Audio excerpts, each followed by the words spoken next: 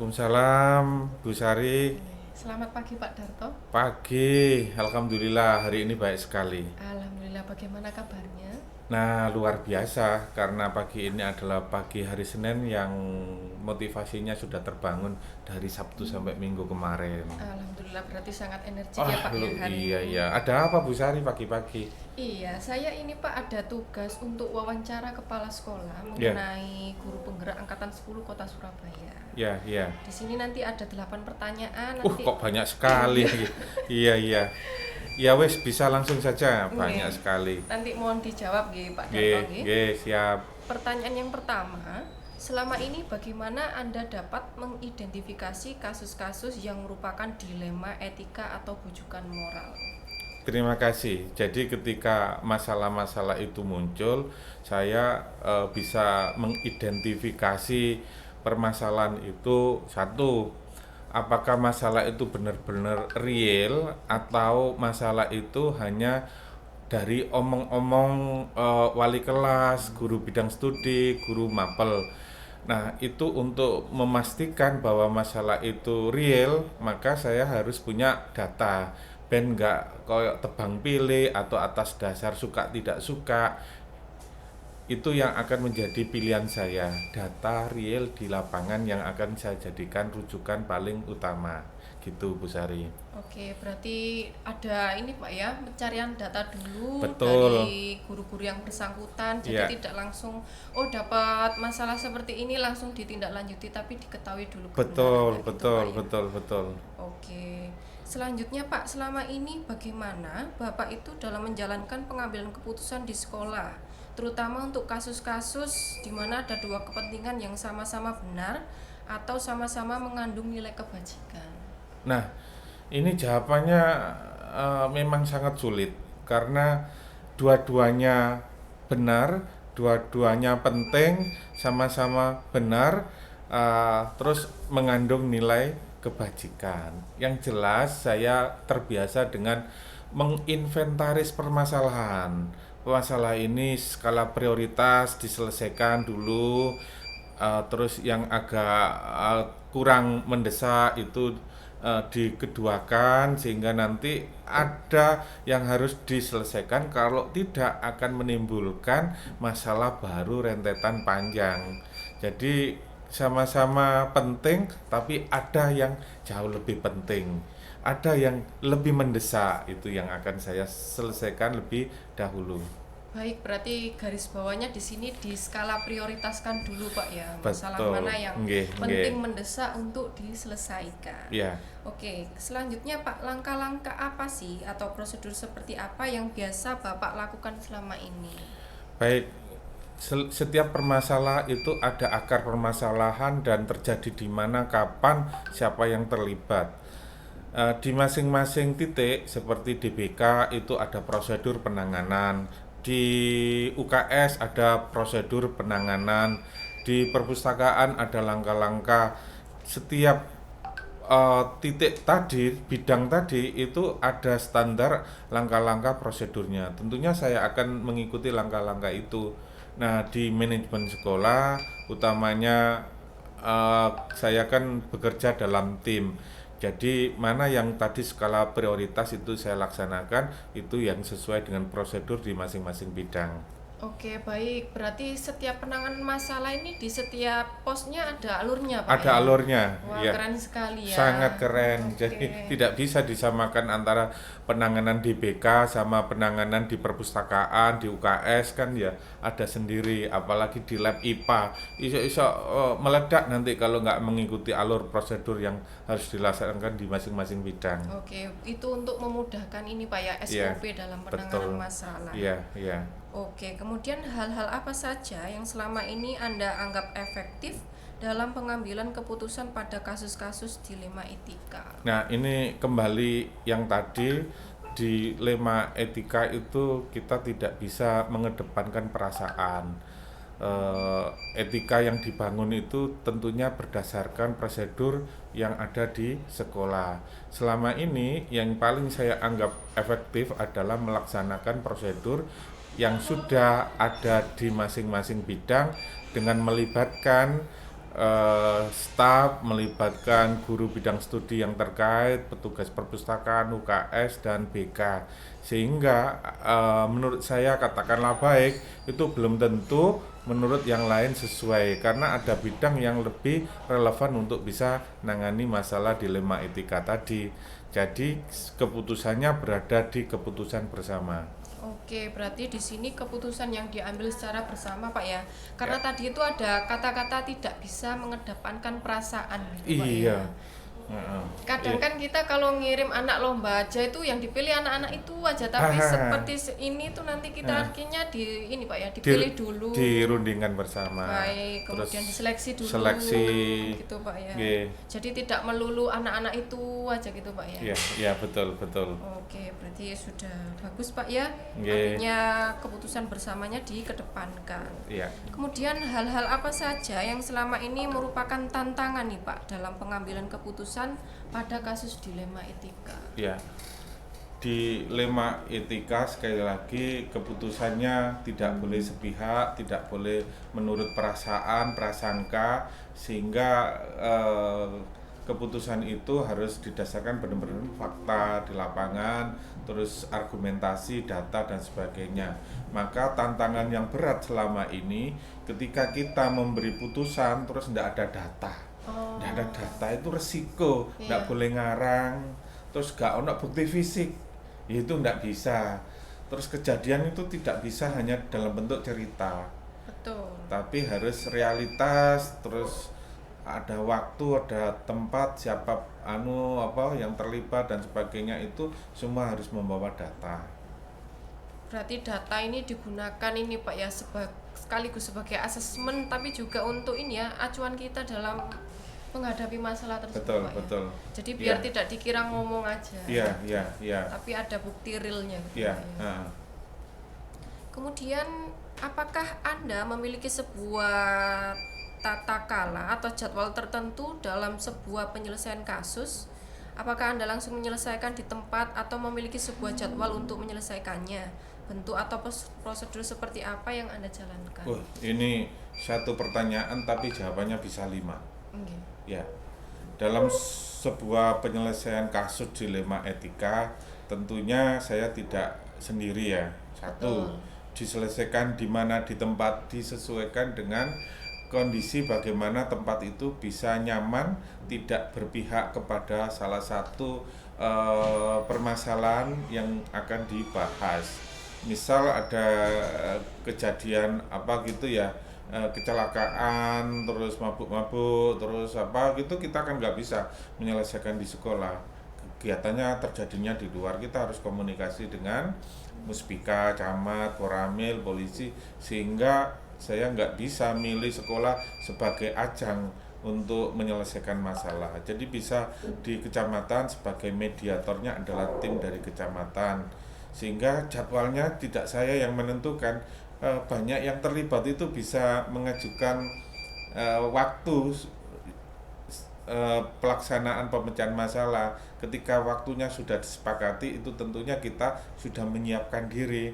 Kalau nanti datang telat itu kan nggak bisa, kita sudah berjalan rapat lama terus ujuk-ujuk kita mengawali dari nol lagi. Jadi tempat, waktu dan prosedur itu disesuaikan dengan permasalahan yang akan dibahas berdasarkan etika komunikasi yang baik, didasarkan juga atas kesepakatan bersama kapan, di mana dan bagaimana cara menyelesaikannya. Oke, berarti tadi ada 5 Pak ya. Yang jelas yang pertama tidak menangani sendiri. Ya, Kemudian ada tempat juga, karena ya, kalau kondisinya nggak nyaman gitu orang kan kadang ya, nggak mau cerita Pak ya. privasinya itu harus Terjaga. terjaga. Kemudian ada komunikasi yang Betul. baik, yaitu berkolaborasi. Kalau Mm-mm. kasusnya kecelakaan berarti komunikasinya dengan polisi, Kalau Babinsa gitu ya Pak ya. mabuk-mabukan Babinsa, terus dimediasi oleh pihak kecamatan. Oke, sama ada waktu dan prosedur penanganan gitu Betul, Pak ya. Biar betul. tidak istilahnya biar tidak jalan sendiri. Betul. Oke, bagus sekali. Kemudian adakah seseorang nih Pak Darto atau faktor-faktor apa yang selama ini mempermudah atau membantu Anda dalam pengambilan keputusan dalam kasus dilema etika? Adakah faktor-faktor? Ya banyak faktor seperti tadi yang membantu adalah kerja tim kita itu nanti banyak didukung atau banyak dihambat. Itu kan menjadi penghalang jika terjadi mau pengambilan keputusan. Tetapi ketika kita sudah memberikan kesempatan untuk menentukan bersama, itu tentunya akan mempermudah gitu ya Bu Sari ya. Oke, berarti lebih kepada kinerja tim itu sendiri Pak Darto ya untuk Inggih. dalam hal ini gitu. Nggih. Oke, pertanyaan yang terakhir nih Pak Darto, Iya. nggak kerasa ya. Iya. Nggak apa-apa ditambah lagi pertanyaannya. Iya. Dari semua hal yang telah disampaikan oleh Bapak Darto, pembelajaran apa yang kiranya dapat dipetik dari pengalaman dalam mengambil keputusan, terutama dilema etika ini tadi, Pak? Iya. Baik Bu Sari, terima kasih. Dari beberapa permasalahan terkait dengan dilema etika itu keputusan sudah bisa diterima oleh banyak pihak. Itu seringkali kita juga sudah dapatkan dengan cara tadi seperti ada wali murid yang menggebu ketika kita nggak tahu permasalahannya, sehingga seolah kita itu akan nyalakan siapa. Iya. Tetapi ketika kita sudah diskusi dengan baik, oh ternyata akar permasalahannya di sini, ya itulah akar permasalahan yang harus dihadapi tanpa harus menyalahkan satu sama lain. Jadi hikmah selama ini, pengalaman selama ini yang bisa saya ambil ketika permasalahan itu diselesaikan secara bersama dengan keterbukaan, dengan tempat yang nyaman, dengan prosedur yang jelas, maka hasil yang didapatkan itu bisa fair dan bisa diterima oleh semua pihak. Gitu Bu Sari ya. Baik, berarti tadi ini Pak ya, prosesnya itu diskusi dulu ketika ada masalah masuk, kemudian dicari akar permasalahannya ya, Pak. Betul. Kemudian sehingga ada hasil yang telah Betul, disepakati. betul. Nggih. Baik, terima kasih Pak Darto atas waktu dan jawabannya. Iya. Karena wawancara ini untuk memenuhi tugas guru penggerak. Iya. Selamat Nggih. sebagai guru penggerak. Semoga sukses dan menjadi guru penggerak terbaik Amin, di amin. Surabaya dan di Amin. Indonesia ya. Amin. Terima kasih Pak Darto atas doa dan waktunya.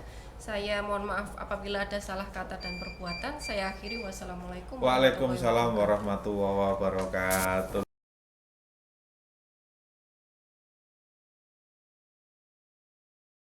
Assalamualaikum Bu Ati. Waalaikumsalam. Ya, selamat pagi Bu. Bagaimana kabarnya? Baik, alhamdulillah. Alhamdulillah baik. Mbak Sari gimana? Saya alhamdulillah baik Bu. Oke. Kemudian Ibu, hari ini saya mau melakukan wawancara sebagai bentuk tugas dari calon guru penggerak angkatan 10 Bu, yang berkaitan dengan dilema etika dan rujukan moral gitu Bu. Ya. Kemudian Ibu nanti di sini ada 8 pertanyaan. Saya minta tolong nanti Ibu bisa menjawab ya Bu ya. Pertanyaannya dengan kooperatif. Nanten nggih Bu nggih. Mohon izin nanti saya boleh mencatat nggih Bu Ati nggih. Boleh. Nggih, boleh. Biasanya kalau dalam konselor itu nggak boleh mencatat itu. Gitu Ini ya, direkam saja, setelah selesai baru dicatat. Iya, ini nanti untuk mencatat garis besarnya gitu Bu Ati. Oke.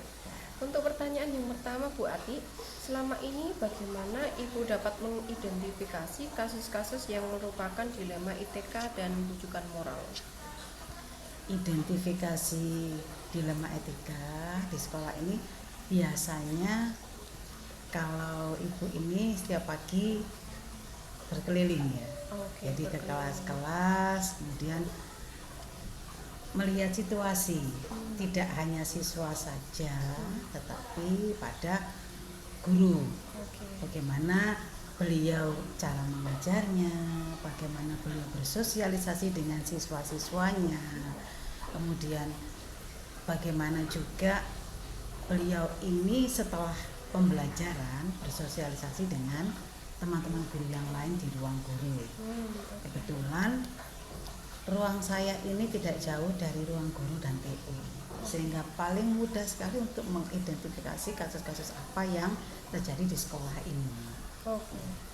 Nah, kebetulan ibu ini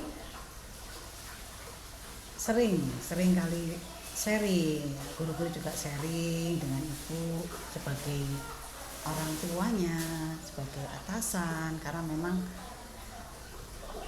apa ya, teman-teman di sini itu friendly banget, sehingga sangat mudah untuk mengidentifikasi kasus apa yang terjadi di sekolah ini, terutama di dilema etika. Dimanapun berada, di sekolah manapun, tidak hanya di sekolah manapun, di organisasi apapun pasti ada dilema etika. Baik Bu, berarti garis besarnya ini Bu ya, cara Ibu mengidentifikasi itu yang pertama tadi melihat situasi Bu ya, berkeliling dulu, kemudian bagaimana cara guru itu mengajar di kelas, sehingga dari situlah nanti kita bisa berkolaborasi nanti ya dengan guru yang lain, gitu Bu Ati. Kemudian soal selanjutnya yaitu selama ini bagaimana Ibu menjalankan pengambilan keputusan di sekolah, terutama untuk kasus-kasus yang melibatkan dua kepentingan ini Bu, yang sama-sama benar dan sama-sama mengandung nilai kebajikan. Ya. Untuk pengambilan keputusan, biasanya tidak begitu saja saya memberikan keputusan, tetapi saya lihat dulu dilemanya seperti apa. Ya. Kalau memang itu melibatkan instansi, dilema etika itu kan biasanya sama-sama benar, tapi pasti kaitannya dengan aturan. Nah, kalau berkaitan dengan aturan, saya tidak serta-merta langsung membuat keputusan selesai, tidak, tetapi step by step dulu.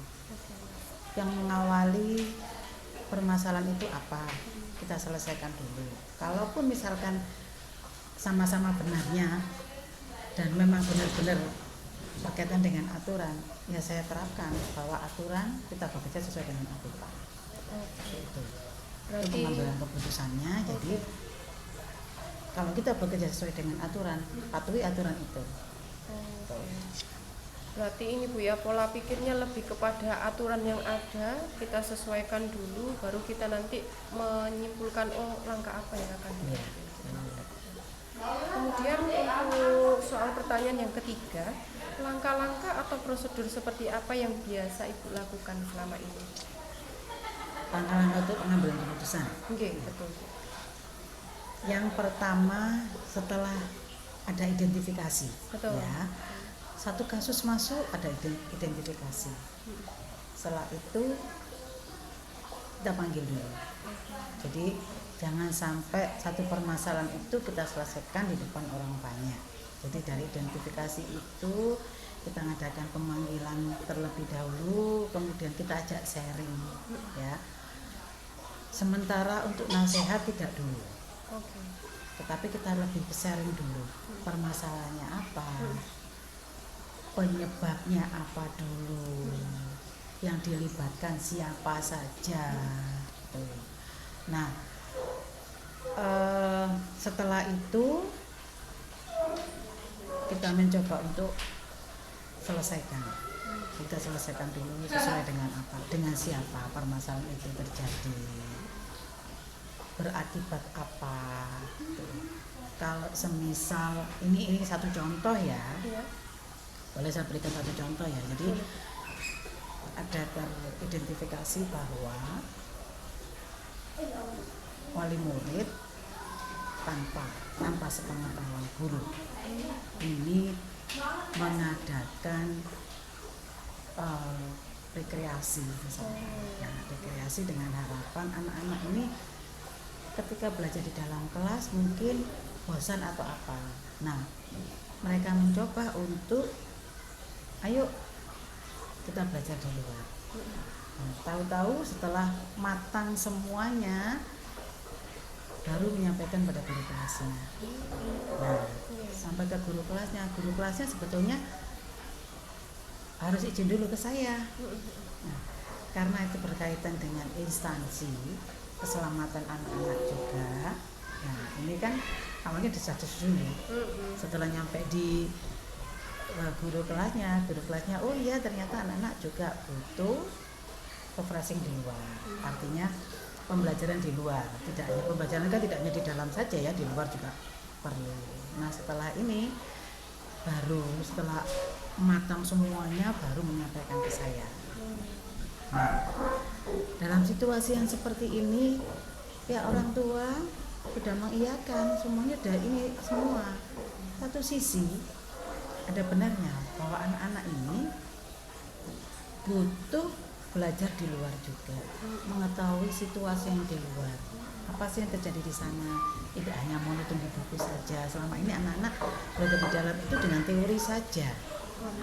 Ketika di luar sudah berbeda lagi. Oh ternyata dengan bukti nyata. Oh ini yang namanya daun itu bernafas melalui ini. Nah, tetapi di dalam aturan keluar itu tidak bisa. Bukan tidak bisa. Menyangkut keselamatan anak satu. Kemudian tentang keuangan, tidak semua wali murid itu mampu untuk memberikan biaya keluar. Nah, untuk transportasi, untuk makan dan lain sebagainya. Terkadang anak aja tidak punya sangu, nggak dikasih sangu, apalagi untuk keluar. Nah, meskipun ngotot seperti apapun, kalau itu sudah menjadi aturan, bahwa itu kan mesti berefek panjang nantinya.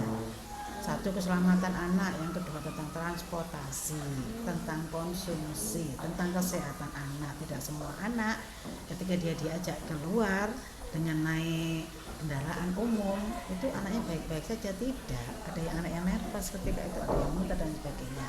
Siapa yang menjaga dan lain-lainnya. Terkait dengan orang tua yang juga bekerja. Nah, akhirnya saya putuskan ketika sesuai dengan aturan saja, sudah belajar di luar pun tidak harus menggunakan transportasi kendaraan umum, tidak harus jauh, tetapi di lingkungan sekolah kita ini banyak yang perlu dipelajari. Outdoor learning pun masih bisa. Nah itu karena terkaitannya dengan aturan, sehingga sudah saya putuskan boleh belajar di luar tapi hanya di sekitar sekolah saja yang tidak menggunakan biaya. Tuh, mulai dari identifikasi permasalahannya apa dulu, dengan siapa,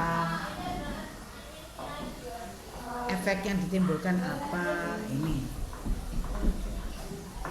Berarti kalau saya rangkum tadi ada 4 Bu ya, identifikasi, kemudian sama siapa, efek yang ditimbulkan nanti seperti apa, kemudian ada satu yang penting tadi Bu ya, tentang asas kerahasiaan ketika memanggil. Iya.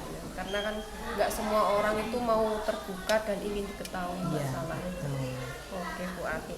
Kemudian Bu Ati, soal selanjutnya itu hal-hal apa saja yang selama ini Ibu anggap efektif dalam pengambilan keputusan pada kasus dilema etika Bu? Yang efektif ya. Iya.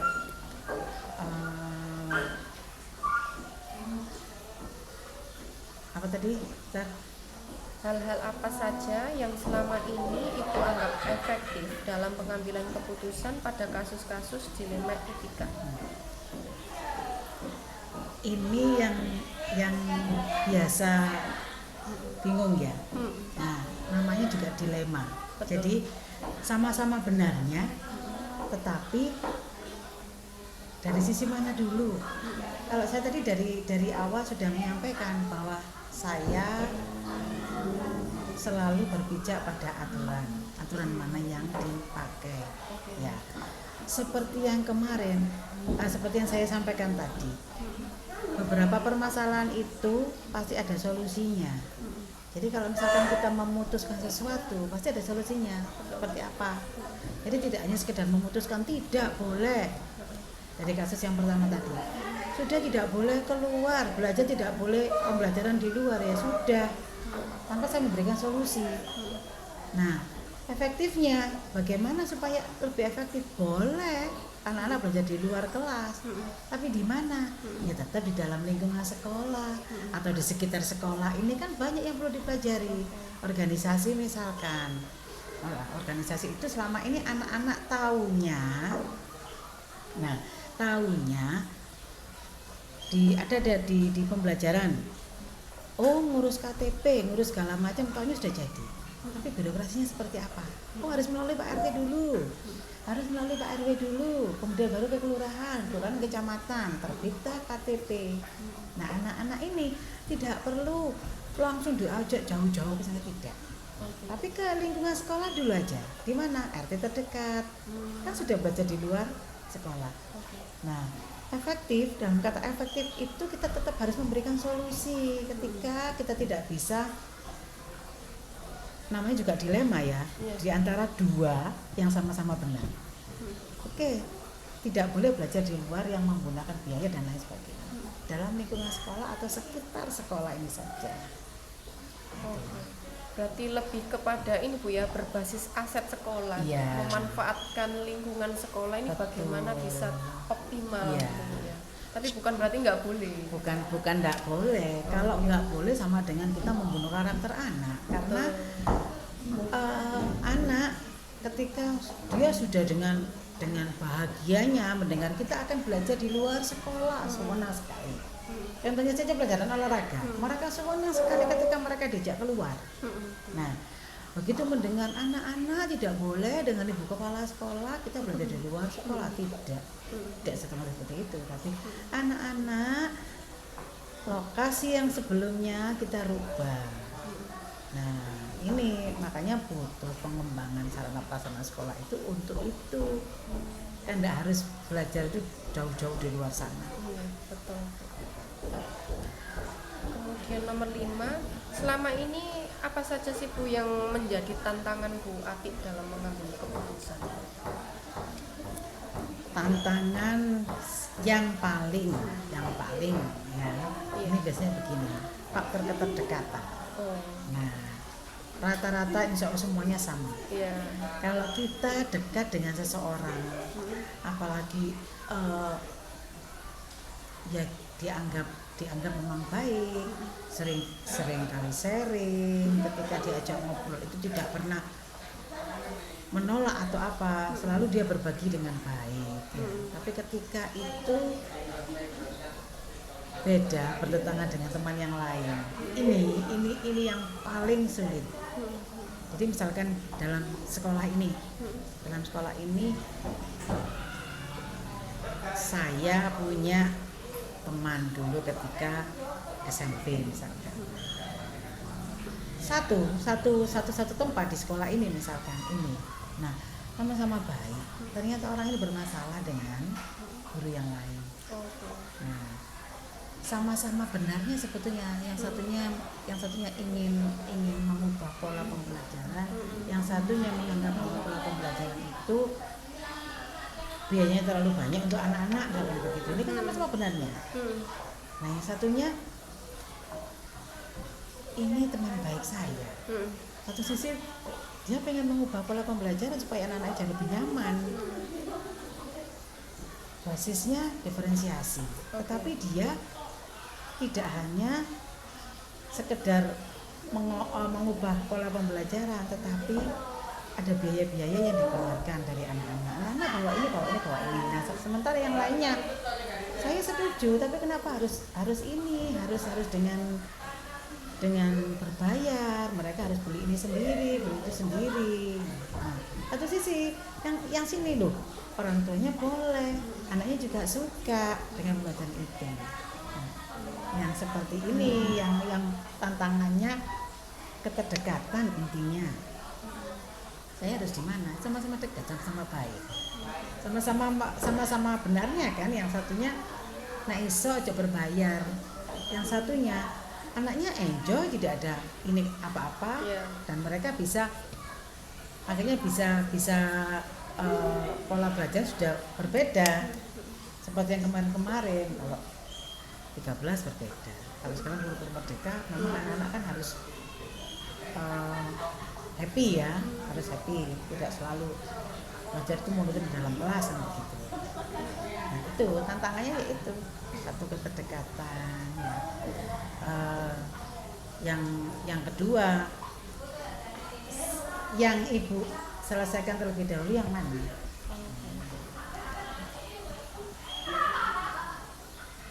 Berarti ini Bu ya, tadi itu ada faktor keterdekatan kayak relasi, ini Iya. satunya teman dekat tapi idenya bagus. Iya. Satunya juga pegawainya Ibu juga sama-sama guru, tapi ada keterbatasan di Iya. anggaran dana. Jadi dalam menentukan tadi harus sebijak mungkin gitu. Oke, kemudian untuk nomor 6, ada nggak sih Bu jadwal tertentu ketika Ibu itu mencoba untuk menyelesaikan kasus yang terutama yang berkaitan dengan dilema etika? Permasalahan datang, Mm-mm, dilema itu datang, kan tidak terjadwal. betul. Ya, sehingga ketika sudah mulai tahu dari identifikasi kasus itu tadi kan sudah mulai masuk ya. Jadi kita nggak bisa menjadwal. Oke. Sewaktu-waktu masalah itu kan nggak mungkin bisa ditahan. Penyelesaian masalah itu harus segera mungkin supaya apa, situasi menjadi kondusif kembali, sehingga saya tidak pernah punya jadwal. Kapanpun saya bisa, misalnya begitu saya menemukan kasus dari identifikasi yang terdahulu, sesegera mungkin saya selesaikan. Berarti sifatnya ini Bu ya, lebih kondisional, kalau ada masalah saat itu juga langsung Ibu langsung tegas untuk Iya. menyelesaikan gitu Bu ya. Betul. Jadi intinya masalah itu biar langsung responsif untuk ditangani. Iya. Gitu. Kemudian Bu, adakah seorang atau ini ya Bu ya, kerabat yang selama ini tuh membantu Ibu dalam mempermudah untuk menangani suatu permasalahan? Kalau ada kerabat, rata-rata di sini itu, kalau saya katakan dari awal tadi, friendly, Family. sehingga itu mempermudah saya dalam menyelesaikan masalah, karena tidak hanya sekedar saya berkeliling saja untuk melihat teman-teman, bagaimana cara mengajarnya dan lain sebagainya, sosialisasi dengan siapapun itu bagaimana, tetapi dengan sendirinya ketika permasalahan itu terjadi di kelas dengan wali murid atau dengan siapapun, itu pasti tersampaikan ke saya. Oke. Nah, jadi Bu ini gini Bu, ini gimana ya Bu, enaknya saya minta solusinya ke Ibu, gimana ya Bu enaknya, seperti kemarin PPG ya sebagainya, Bu ini PPG saya kok berkaitan kok bentrok ya Bu dengan yang satunya, sehingga saya dahulukan yang mana. Kalau PPG belum tentu nanti ada lagi jadwalnya, kalau yang ini masih ada lagi, jadi yang ikut ini saja dulu. Jadi kerabat-kerabat di sini itu ada masalah apapun segera langsung ke saya. Jadi tidak ada yang menutupi, karena saya menganggap teman-teman itu memang partner kerja, bukan bawahan saya, tidak, tetapi partner. Saya bisa membesarkan sekolah ini, program saya bisa berjalan dengan baik, itu kalau partner saya bagus, saling mendukung gitu. Berarti semua warga ikut terlibat Iya, ya dalam semuanya. menangani Iya. atau membantu Ibu di sini. Betul. Jadi tidak hanya guru, penjaga sekolah, kemudian kebersihan, wali murid juga sama. Terkadang ketika saya berkeliling, anak-anak saya ajak cerita, saya ajak ini ngobrol, sharing-sharing, itu dengan sendirinya mereka akan ngomong, Bu kenapa sih Bu? Nah ini kan sudah identifikasi sudah. Nah nanti baru mengembang ke orang tuanya. Begitu. Jadi semuanya terlibat. Iya. Jadi semua stakeholder Iya. ikut ini Bu ya, terlibat dalam menyelesaikan masalah itu Bu ya. Kemudian Bu Ati yang terakhir ini Bu Ati, pertanyaan terakhir. Pembelajaran apa yang dapat Ibu petik dari pengalaman Ibu dalam mengambil keputusan terutama dalam dilema etikanya tadi? Yang bisa saya ambil di sini adalah ketika kita mengalami dilema etika yang sama-sama benarnya, tetapi kita dihadapkan pada tiga ya, ada tiga.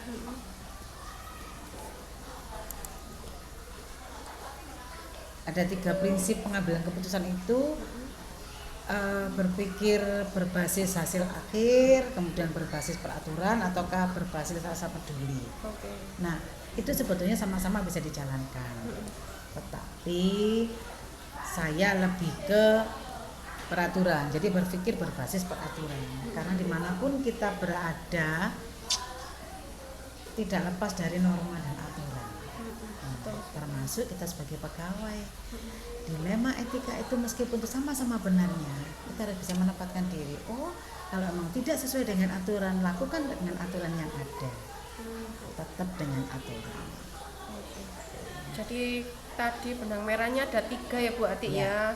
Kalau yang Ibu terapkan tadi ada 3 prinsip, yaitu hasil akhir, berbasis aturan atau rasa peduli, dan Ya. Ibu lebih condong ke aturan tadi ya, Aturan. berbasis aturan karena kita harus berjalan sesuai dengan norma. Iya, Dan aturan itu sangat penting. betul. Dimanapun berada kita kan dikaitkan dengan norma. Betul. Norma itu semuanya, apalagi kalau misalkan kita masih di kota besar. Kalau kita misalkan di desa itu yang sangat-sangat tradisional. Kalau kita enggak sesuai dengan aturan, benar lawan benar seperti itu, kita enggak di aturan, boleh kita dirasa peduli. Tapi kalau tidak sesuai dengan aturan, bagaimana dengan masyarakat? Nah, ini tetap kalau menurut saya lebih ke aturan. Oke, terima kasih Bu Ati atas Ya. jawabannya. Mohon maaf mengganggu waktunya Ibu. Terima kasih. Saya akhiri. Wassalamualaikum warahmatullahi wabarakatuh. Waalaikumsalam warahmatullahi wabarakatuh. Sukses selalu.